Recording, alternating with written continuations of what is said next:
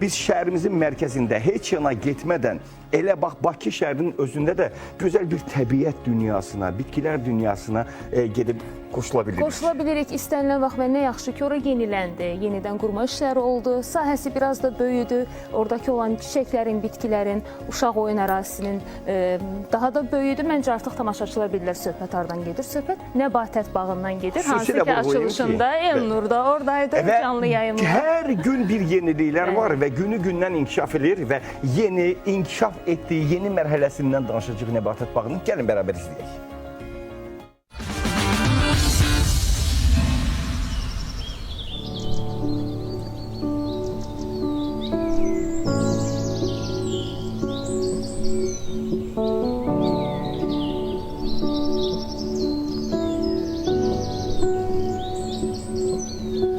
Nəbatət bağı bu yay ziyarətçilərinin yenilənmiş infrastruktur, daha zəngin gül kolleksiyası və ailələr üçün yaradılmış piknik zonaları ilə qarşılayır. Gəlin öyrənək görək, təbiətə yaxın olmaq istəyənləri başqa nələr gözləyir?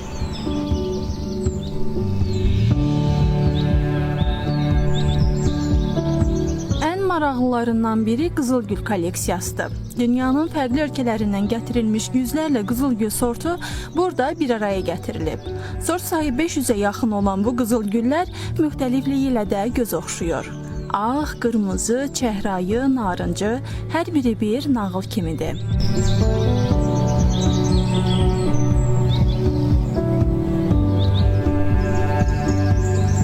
Biz Mərkəzi Nəbatət bağının ən ətirli güşəsinin birindəyik. Qızıl güllər, Nəbatət bağında qızıl güllər 3 sahədə bölünüb. Ən böyük sahə buradır. Burada qızıl güllər müxtəlifdir, müxtəlif sortlardır. Çoxsunun ətiri var, çoxsunun rəngi müxtəlifdir. Bizim məqsədimiz odur ki, gələn ziyarətçilərimiz qızıl gülə baxıb zövq alsınlar, onların ətirlərini duysunlar. Ona görə də bizim məqsədimiz odur ki, qızıl güllərin çeşidini çoxaldırıq, onlara vaxtı-vaxtında qulluq eləyirik, ayrı-ayrı ölkələrdən gətiririk. Gəlin, mən sizə bizim öz bağımızda, Mərkəzi Nəbatət bağında özümüz aldığımız bir sortu göstərəcəyim sizə.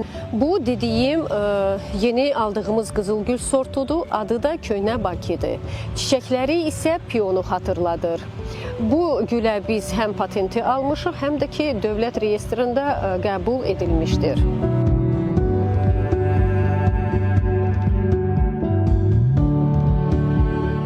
Piknik zonaları yay mövsümünə hazır vəziyyətə gətirilib. Oturacaqlar, kölgəliklər, təmiz mühit, ailələr üçün tam uyğun şərait yaradılıb. Uşaqlar üçün isə ayrıca oyun sahələri mövcuddur.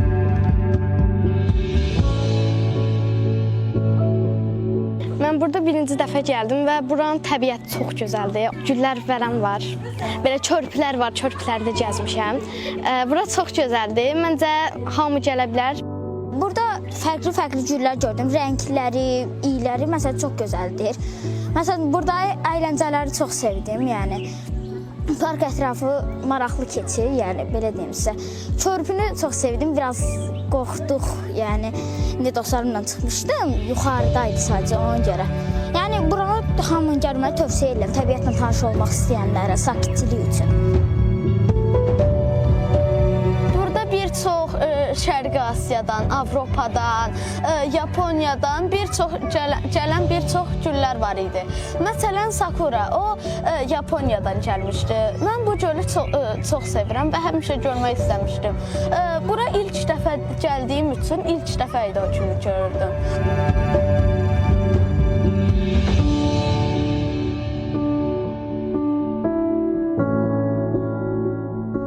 Nəbatət bağı bu yay həm gözəlliyi, həm rahatlığı, həm də yenilikləri ilə öz ziyarətçilərini gözləyir. Amma unutmayaq ki, gözəlliyi qorumağın yolu onu çirkləndirməməkdən keçir. Bağdan istifadədən sonra tullantıları yığmaq, ərazini təmiz saxlamaq hər birimizin vətəndaşlıq borcudur.